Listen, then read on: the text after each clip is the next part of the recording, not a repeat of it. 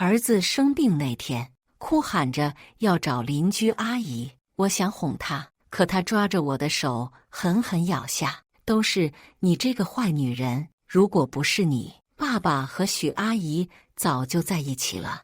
我看向靠在宋正安怀里休息的许彤，突然发现丈夫和孩子都那么陌生。后来我留下离婚协议，申请加入10年驻守边疆。都说舍小家护大家，他们远不及国家重要，亲情长相守，真情在人间。大家好，我是秋兰，欢迎观看《真情人间》。江西这次任务最少要去10年，而且不能跟外界断联系。你有老公儿子，真的可以吗？收到申请时，我的领导吓了一跳，毕竟这次任务完全没有考虑过我。我点头，毫不犹豫答应。领导，请您相信我，我跟宋正安已经考虑离婚，孩子也替自己找到了好的后妈，她很温柔，宋远很喜欢她，我没有后顾之忧。大概是我的声音太过于坚定。领导叹息一声，江西边疆条件艰苦，随时都可能遇到危险，你确定你要调去那边？你能吃下这份苦吗？我嗯了一声，心中的想法更加坚定。我从小就不怕吃苦，不管是吃住条件差，或者高强度工作，我都可以应对。领导，请你批准。对面的人哽咽了1秒，眼眶通红。江西，我们并不保证你能安全回来。这10年期间，如果你不在了，或许没人会记得你。哪怕你如此伟大，他想用更大的困难击倒我，可我只觉得更加坚定，因为这一切我都知道。我的妈妈就是在那没的，并且死亡至今一直都没有公布，除了我，就连家里人都不知道。领导，我不去，也总有人会去。边疆需要我，需要更多的人守护，所以妈妈走了有我，我走了或许有我的孩子。别人的孩子一直传下去，这就是传承。我们从没有垮下的一代。我语气坚定，身居一公。领导同意了我的想法，自此我将以卧底的身份支援边疆，誓死守护那里，守护那里的人民。回到家门，我深吐出一口浊气。宋正安并不在家，客厅里满是宋远的玩具，还有垃圾。我并没有收拾，而是把这些年的积蓄放到一起，存到了一张卡上。这次申请边疆，上方给了我一大笔钱，但我没有动，这些钱理应留给更需要的人。至于宋远，我能给他的便是卡里攒下的积蓄，算还了这一世的母子情。好在他也不爱我，并不会因为我离开而感到难过。爸爸，许阿姨，我还要再玩一次，再玩一次。在我呆呆地注视前方之际，宋远回来了，他窝在许彤怀里，另一只手牵着宋正安。至于他说的游戏，大概率就是被抛到半空，然后被2人接住。江西，你回来了。看到我在客厅，许彤惊慌地把宋远放下，揉搓着手，就像一个做错事的孩子。宋正安上前一步，呈现出保护的姿态，就连宋远都不例外。他像一个战士，伸出自己的双手，更狠狠瞪我。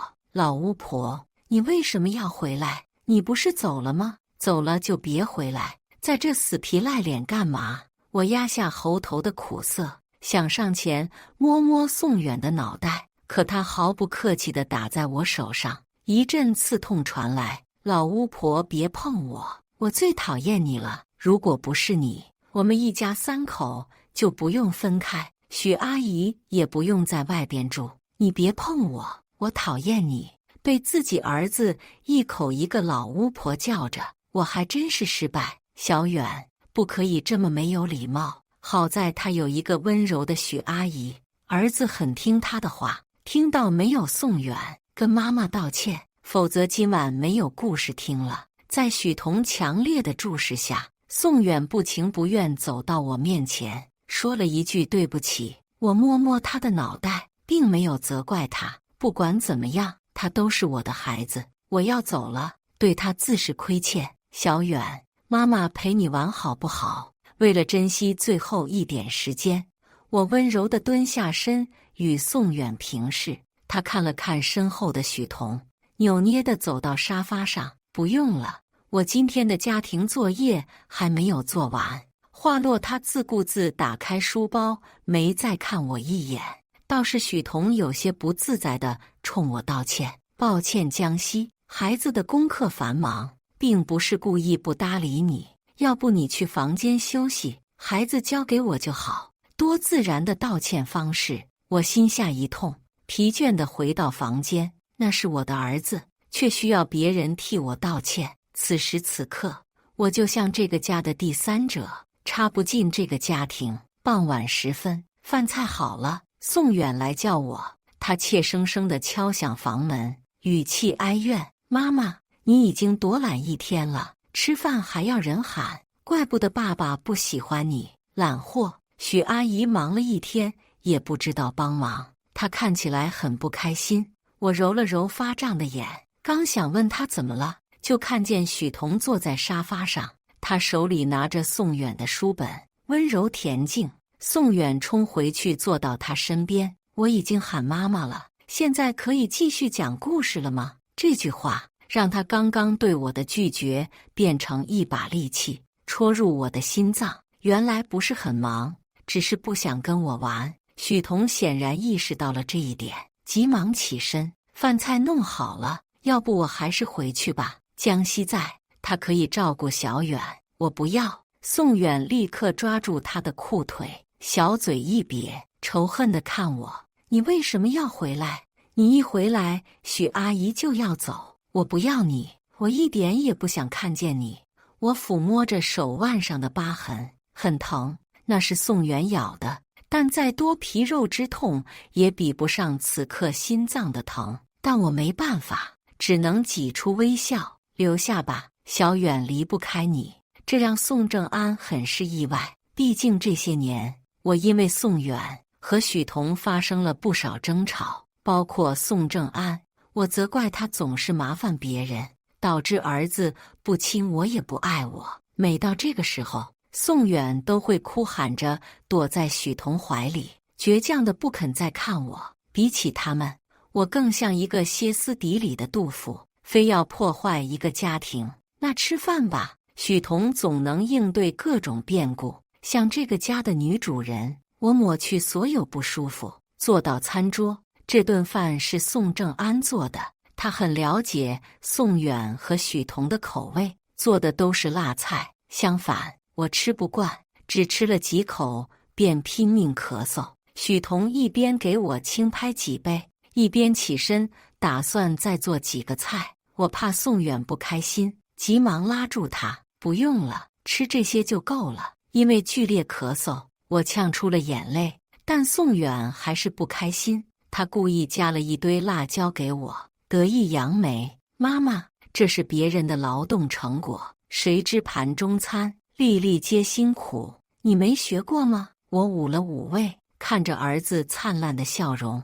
毫不犹豫吃了下去。宋正安想要阻拦我，可我只是笑笑：“没关系，有什么关系呢？我要走了，让儿子开心一些，是我身为母亲应该做的。”但我还是高估了我的胃，几乎刚下饭桌我就疼得直不起腰。这是常年工作不按时吃饭落下的病根，落在宋远眼里就是装。妈妈，你如果不想吃，可以不吃，吃了又假装站不起来，不就是想赶许阿姨离开吗？我告诉你，休想，没有人会信你，就连宋正安也不赞同看我。江西，闹够了就起来。没有人搭理我，他们收拾碗筷回到了厨房，三个人聚在一起说今天的趣事，谈论天地，而我紧紧捂住腹部，疼得出了一身冷汗。难过吗？当然是难过的，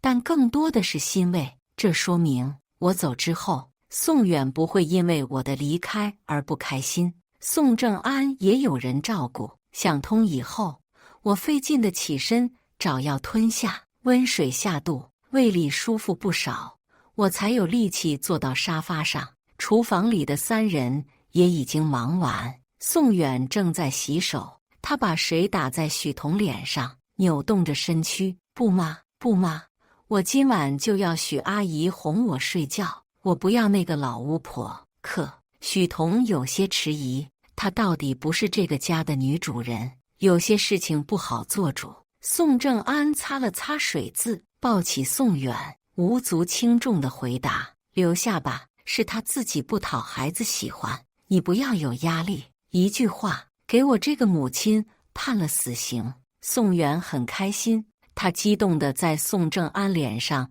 落下亲吻，伸出双手要许彤抱。这一幕太过于温馨，我的手有些僵硬，下意识想逃离，然而现实不允许我这么做，因为宋正安朝我走来，脸色嘲讽：“是你自己不知道回来，我以为你忘了自己有这么个家和儿子，也难怪小远不亲你。”宋正安，我想开口说离婚，可目光接触到宋正安的眉眼，又木讷地停住。江西，我没心情跟你吵，孩子不喜欢你，你该找找自己的原因。我知道，这算是我对宋正安做出的回应，但我又该怎么做呢？当初生下宋远，我放弃了工作，每天陪他，一直到他牙牙学语，才安心的出去上班。可宋正安还是不满意，或许他不满意的是我这个人。我一直都知道，许彤是宋正安的初恋，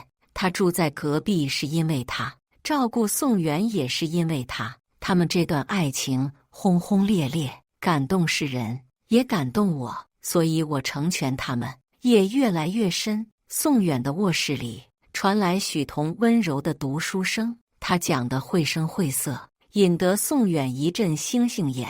许阿姨，你真是太棒了，真希望你能永远留在这，照顾我一辈子。由于困倦的原因，他的声音越来越小，但我还是听清了。这样也好，我去守护我的家国情怀，而宋远实现心愿。我走进卫生间，拨通自己父亲的电话。要说我现在唯一放不下的就是父亲，可听说我要去做的事情，他没有沉默，而是不停说好。小希呀，爸爸知道你的妈妈或许不在了，但你因为各种原因不能告诉我，爸爸不怪你，也不怨你妈妈，这本就是你们的职责。你放心，不管正安会不会再婚，我都会照顾好小远，做你最坚强的后盾。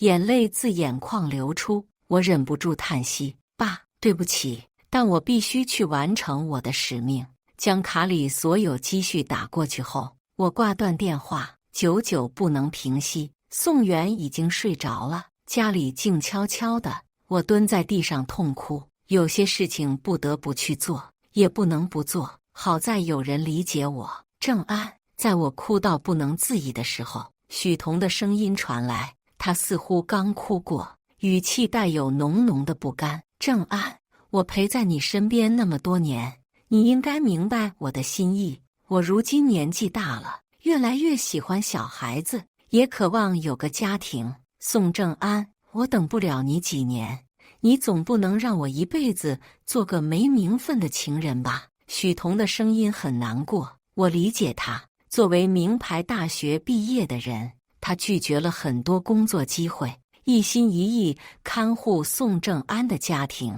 他付出了很多，我也正视这份付出。许彤，宋正安的声音疲倦，隐约还有些烦躁。我说过，我现在不想考虑那么多。江西还在家里，你不应该这么大胆。如果被他听到了，又要闹。他的话像极了一个不负责任的渣男。我捂住嘴巴，和宋正安的婚姻是我主动的，没有那么多浪漫情节。他需要婚姻，而我需要安稳，这是父亲奢求的。他想看到我结婚生子，有自己的血脉，而不是等到牺牲还一无所有。所以我嫁给了宋正安，也算过了一段幸福的日子。可后来，一张照片打破了所有宁静。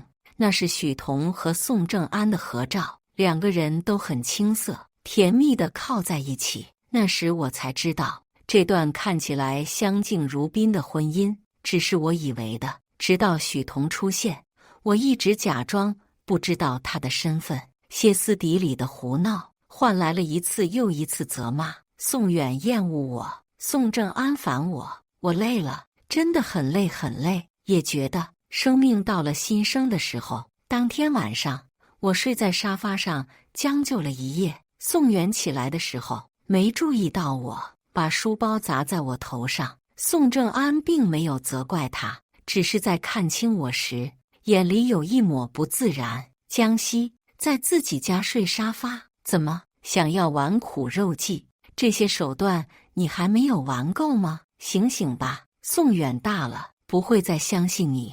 我张嘴想要解释，但想了半天，只是看向宋远。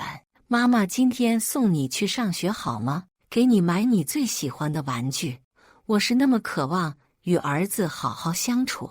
今天是最后一天，以后他不知道还能不能看见我。但宋远的脸色一瞬间就变了，如临大敌。不用，徐阿姨已经在门口等我。爸爸，我们快走。为了防止我真的跟上去，宋远的速度很快，不一会就消失不见。我咬了咬牙，没有过多强求。中午，我去看了一眼父亲，他老了，宽大的衣服穿在身上更显单薄。可明明前一年，他看起来还是那么精神。小希，我知道你这次来是干嘛，爸爸不拦你。小远那边你也可以放心，你走吧。爸爸会一直停留在原地，等你和妈妈归来。你只要记得回来就好。等这个字说起来简单，可父亲等了太久太久，等到头发花白，到现在他没有等来远去的妻子，又要送走女儿。我哽咽地跪下，磕了3个响头，这是儿女最后的牵挂。做完我并没有回头，转身离开原地。我害怕看到父亲哭泣的脸颊，也害怕自己心软。父亲懂我，他并没有阻拦，只是目送着我离开。时间接近黄昏，我收拾好衣物，把离婚协议放在床头。宋正安还没有回来，如此便好。我不是一个擅长告别的人，可时间总是那么不凑巧。我出家门时，与宋正安四目相对。他看了看我手中的行李箱，轻飘飘开口：“这是要去哪？”“出去工作。这些年，我时常出任务，也会去其他地方。”宋正安不觉得奇怪，拿着钥匙打开家门。就在我想要离开的时候，他再次回头：“江西，你不问问儿子？”我有些奇怪，不明所以地看了他一眼。小远不是由许彤照顾，他突然来了气，把我的行李箱一脚踹倒。“江西，那是你的儿子，你这样一声不响离开了，有没有考虑他的感受？”我想到儿子那张冷峻的小脸，如实回答：“宋正安，这些年在你的教导下，小远与我并不亲近。我不知道你在闹些什么，这不是你希望的吗？”第一次争吵，我想让许彤别再出现。宋正安打了我一巴掌，疼得我头晕目眩。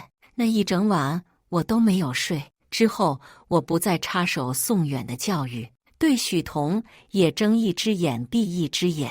这么些年一直是这样，不管我怎么讨好宋远，他都不喜欢我。江西，小远还小，你也要跟他计较吗？我摇摇头，捡起自己的行李箱。宋正安，我没有和任何人计较，我只是要外出工作。我尽量平静地表达出自己的想法。宋正安再次将行李箱踢倒。江西，你走了就别回来了。好，我在心里回应。身后的房门被重重砸响。离开的时候，我去了一趟宋远的幼儿园，隔着很远，依稀能看到他快乐的身影。随同的军人疑惑出声：“江同志，如果你需要，我们可以让孩子见你最后一面。”“不用了。”我看到早早来到大门口等待的许彤，她一定会是一个很好的母亲。没有我，那个家会更加幸福。我又何必再出现？也许是心有所感，宋远突然往这看了一眼，又欢快地抬手跟许彤打招呼。我摇上车窗，车子驶出市区。这一别，大概是永别。我离开1个星期后，宋正安有些烦躁。许彤再次向他要名分，他陪在宋正安身边太多年，不想再浪费时间。许彤，我已经结婚了。这是宋正安第一次正面回应。许彤愣住。宋正安，你这是什么意思？我放弃那么多机会，住在你隔壁，替你照顾孩子，是为了听你这句话的吗？许彤，房子是我给你找的，照顾孩子我也付了工资。在宋正安看来，他只是帮助这位曾经的爱人，并没有其他想法。宋正安，你把我当什么？许彤生气地离开，门被砸响，吓坏了一旁玩积木的宋远。他睁着无辜的大眼睛，在宋正安想要离开时，抓住他的裤腿。爸爸，你要去哪里？宋远年纪尚小，离不开大人。宋正安下意识想喊我的名字，可话到嘴边，他又咽了回去。因为我出去了，到现在都没有回来。想到这，宋正安觉得越发烦躁。他把宋远带到了我父亲那里。宋远好几天没看见妈妈，难得问了一嘴，父亲只是摸摸他的脑袋。妈妈去做更重要的事情了。这句话让宋远手中的水杯滑落，心里没来由的慌。爸，江西去哪里了？都1个星期了，明知道小远离不开他，你不知道。指责的话淹没在父亲的震惊中。宋正安不由得想起那天我的行李满满一大箱，像是要出远门。他不是去工作了吗？宋正安拿过扫帚，强装镇定。看他这副样子，父亲什么都明白了，叹息一声，西西说他已经申请离婚，他要去做更有意义的事情。我以为你知道了。正安，这些年你和许彤的事情大家都心知肚明，既然西西选择了放手，爸也不多说什么，只希望你能好好对待宋远。宋正安险些抓不稳手中的扫帚，可他依旧抱有一丝希望。爸，你是不是听错了？我们没有要离婚。正安，你不用揣着明白装糊涂，心思被猜透。宋正安干脆丢掉扫帚，坐到我父亲面前。爸，我和许彤什么关系都没有，他只是偶尔替我照顾小远。你也知道江西工作忙，我只是给他减轻负担。他说这话我父亲是不信的。当初因为许彤，我没少回娘家，就连宋远那么小的年纪都能对他有那么深的喜爱。要说不是宋正安教的，没有人信。更何况许彤与宋正安的事情，早在我们吵架那会就闹得人尽皆知。爸，正安，西西已经放下了，你就跟许彤好好过日子。他下达逐客令。宋正安不服，拉着宋远看他。爸，不管怎么说，我和江西都有一个孩子，您不看在我的份上，也要替宋远考虑。难道你忍心他那么小就没了妈妈？求你告诉我，江西去了哪里？在宋正安看来，我顶多耍耍小脾气，只要他一哄，就什么都好了。可他不知道，我这次加入的是机密工作，就连我的父亲也找不到我。那天，宋正安跪在我父亲面前，他虔诚地请罪，为以前不恰当的事情忏悔。可他依旧没有得到我的位置，到最后没办法的他只能找到我工作的地方。他鲜少去那，门卫并不认识他，自然不肯放行。宋正安气坏了，他扯着嗓子大喊我的名字，闹得不少人前来观看。有热心的人甚至提出帮他寻找，可说出我的名字，没有人知道。先生，这里真的没有叫江西的工作人员，你看你是不是来错地方了？不可能，我曾在这生活过很多年。刚结婚时，宋正安也来过这，不可能查不到我的信息。你再找找看，实在不行，你帮我问问，有没有一个叫江西的女人，她是我的妻子。宋正安第一次感到绝望，可不管查询多少次，亦或者问遍了来往的人，都不认识我，就像是人间蒸发一样，再也找不到我的痕迹。正安，最后是我的领导亲自接见了蹲在门口的宋正安，他并没有解释我去了哪里，只是让宋正安回去。你回去吧，江西去了他该去的地方，如果你不想连累他，就放他飞。领导转身欲要离开，宋正安不明白他的意思，痛苦地拉住他，请您告诉我，江西去了哪里？我知道他生我气了，也知道自己做的不对，但我们还有个孩子。宋正安，该说的我已经说得很清楚，如果你再胡搅蛮缠，我不介意让你进去蹲几天。领导转身就走，宋正安没有再跟，他知道找不到我的情况只有两种，一种就是执行秘密任务，而另一种是我骗他。很显然，现在只能是第一种。又1个月过去，宋正安在家里等的头发都白了几根，我还是没有回去。从来没有一个任务需要那么长时间。宋正安慌了，他找到自己在政府工作的朋友，想要打听我的行踪，可是不管用什么方法，都显示查无此人。这对于宋正安而言是打击，对许彤来说就是好消息。他故意串通了宋远，在一个夜晚穿着白婚纱在家等宋正安，他想要逼婚。宋远很高兴，他兴奋地拿着小气球，期待许彤成为他的妈妈后再给他生一个小弟弟。可对于宋正安来说，这都是惊吓。他打开门时，甚至被吓得往后退了一步，随即他又以为是我，大跨步朝前走。江西，来不及开口的话与许彤僵硬的脸庞映照在一起。朋友适时转移话题，正安就是太高兴，太会喊错人。对的，到底是年少情深，走到现在跟别人可不一样，亲一个亲一个。小远，快喊爸爸亲一个。起哄声此起彼伏，许彤红着眼靠近宋正安，他有很多很多的话想说，最长的那个叫做来日可期。砰！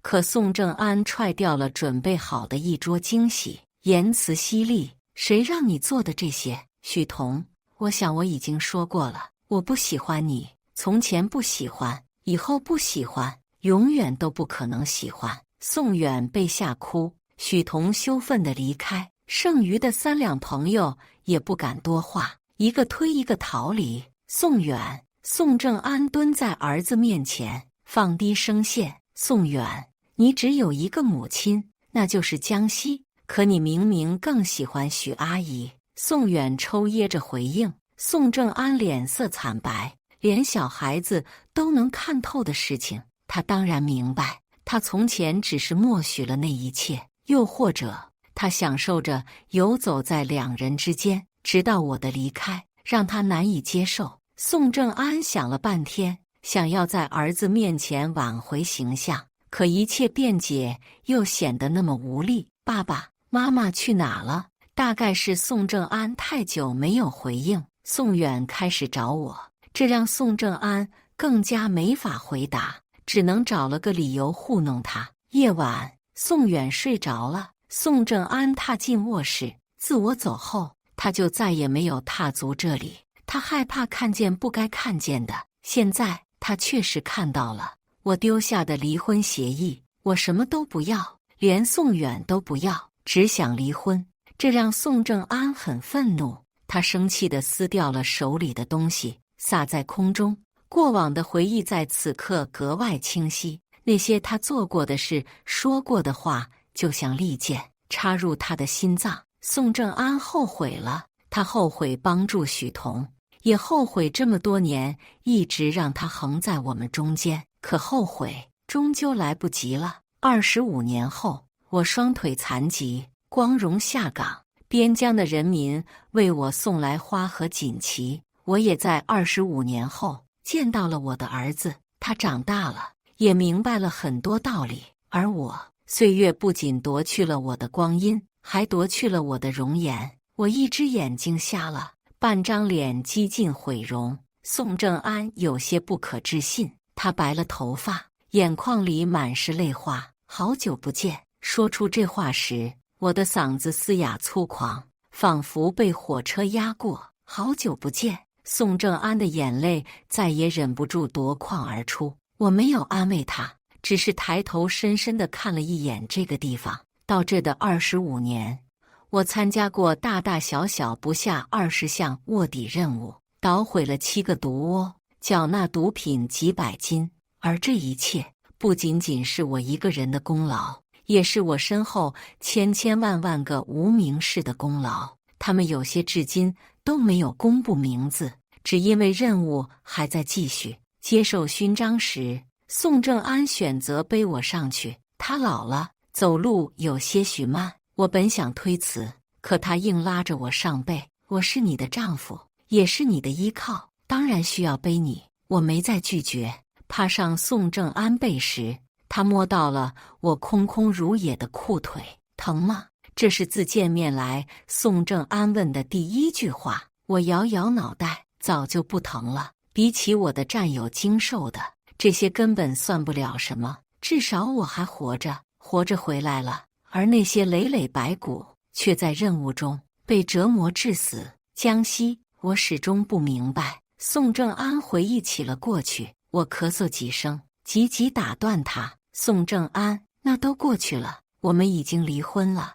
我从不后悔自己做出的决定，哪怕我此刻已经残缺。宋正安明白了我的想法，他安静地退到一旁，与儿子站在一起，注视着我的荣耀。我只觉得想哭，很想哭。台下的新一代正在看着我，他们不知道发生在我身上的一切，但眼睛又是那么明亮。我深鞠一躬，并没有多言，因为我的使命到此结束，而这次弯腰是传承。事情结束后，我被送往了医院。经过医生判定，我的寿命即将到达终点，也就是说，我快死了。宋远哭了，他哀嚎着抓着我的手。我回看他，说了句对不起，对不起，没能陪在你身边，对不起，让你从小一个人长大。这是一位母亲最真诚的愧疚，哪怕他曾经那么伤害我。宋远没有说没关系，他跪在我的病床前，狠狠给了自己一巴掌。妈，该说对不起的是我，对不起，原谅当年我不懂事，说的那些乱七八糟的话。我只有你一个妈妈。他的眼泪止也止不住，我伸出手想帮他擦，但我无能为力。宋正安看出了我的窘迫，他伸手扶起宋远，跟他刚出生时一样，拥簇着他坐到中间。过去了，都过去了。话虽这么说，可宋正安也在哭。他等了太久太久，久到儿子成家，久到他以为这辈子都不会再见到我，我终于才肯出现。许彤呢？这么好的日子，我本不该说这些扫兴的话，可又觉得无可厚非。当初我离开，也做好了让许彤和宋正安在一起的准备。那个老女人很早就嫁了。提及她，宋远的语气带有不喜，甚至是厌恶。我有些错愕。小远，他到底是你的长辈？看出我误会。宋正安顺了顺我的头发。我没签离婚协议，也没有和许彤结婚。这么些年，我一直在等你。本来我以为等不到了，可你回来了，这就说明我们有缘。江西，宋正安一双眸子里皆是深情。我不自在躲开。宋正安，当初我离开时，你就应该明白我的心意。25年前，我就不要他了；25年后，更不会要。如果说此时此刻我还有什么远大的志向，那就是让我再多活几年，守护好边疆。可那无非是痴人说梦。妈，宋远想要替宋正安说好话，我抬手制止他。这几年的生活让我逐渐忘记了过去的情爱，也忘记了宋正安的样子。要不是这次再见，我早已记不得还有这么一个故人。宋正安却来了倔脾气，他总是来看我，偶尔带一些过去的东西，这让我倍感困扰。可他又是我的家属身份，不能阻拦。好在平时来看我的人不多，我只要不搭理他，他也只能安静地坐在一旁。住院后1个星期，我去了父亲的墓地。宋正安跟我说，他于5年前去世，走得很安详。可我知道，父亲的一生很苦。他年轻时等母亲，等了半辈子，结果临了还要等自己的女儿，到最后什么都没有盼到，也没有等到。江西，你后悔吗？宋正安站在父亲墓碑前，低头看我。我颤颤巍巍地从轮椅上跌下，泪水喷涌而出。我不后悔，可我愧疚，愧对于父亲，愧对于儿子。妈，你别太难过，外公说了，他永远以你们为骄傲。宋远说着，翻出一段视频，视频里的人是父亲，他更老了，佝偻着腰，但唯一不变的依旧是他的笑容。他说：西西，我老了，不能等你几年，我也不知道你什么时候会再回来，但爸爸想给你留下一些东西。我的西西，爸爸从不后悔娶了你妈，生下你这么个女儿。你很棒，很优秀，也很勇敢。你做了这个世界上很多人不敢去做的事情，守护了千千万万个小家。爸爸认为这比所有事都有意义，所以西西，不要责怪自己，你已经很棒了。最后，爸爸很荣幸替你带大了小远，他这些年一直在愧疚，觉得自己对不起你，才会导致你的离开。爸爸希望你能别记恨小远，他那时候太小了，母子也没有隔夜仇。西西，望你珍重。最后一句话，我感觉父亲在与我隔空对望，他笑了，笑得那么骄傲，那么绚烂。爸，这一刻，所有的情绪涌上心头，我哭得不能自已。西西，西西，耳边传来一声又一声西西，有开心的，不开心，也有愤怒的，那都是父亲曾给过我的称呼。如今父亲不在了，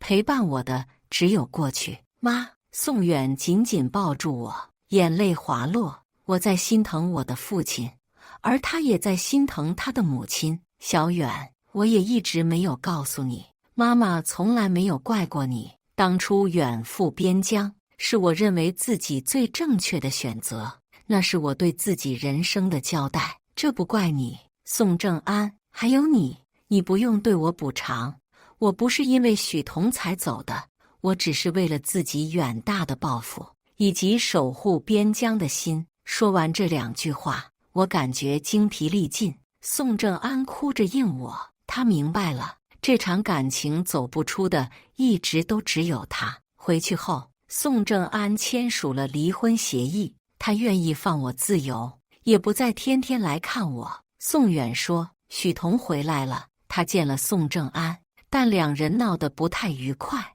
我没有精力去关心那些事情，因为我的器官正在衰竭，每天伴随着太阳升起的还有无尽的疼痛。宋远也明白，他说这些是想转移我的注意力，想让我活得更久一点。可生命到了结束的时候，没有人能拦住，包括医生，请家属尽快决定。听到这句话的时候，我已经撑不起眼皮，我太累了，每天靠着各种仪器的生活让我觉得十分疲倦。小远，动手吧。这是宋正安的声音，他也来送我最后一程。我弯起嘴角，在宋远拔下呼吸机时，冲着他笑。小远，不要难过，妈妈能活到现在已经够本了。是的，我从不想感慨生命的短暂，比起那些死在路上的人，我已经偷了太多的时光，我够本了。至于那些阴暗的东西，我相信传承永远不会结束，总会有人勇敢些，更勇敢些的踏出那一步，去负重前行，守护边疆的烛火。感谢大家的观看，欢迎大家在下方评论区讨论。如果你喜欢这类故事，记得点击订阅《真情人间》，并分享给更多的人，这会对我帮助很大。再次感谢大家的观看。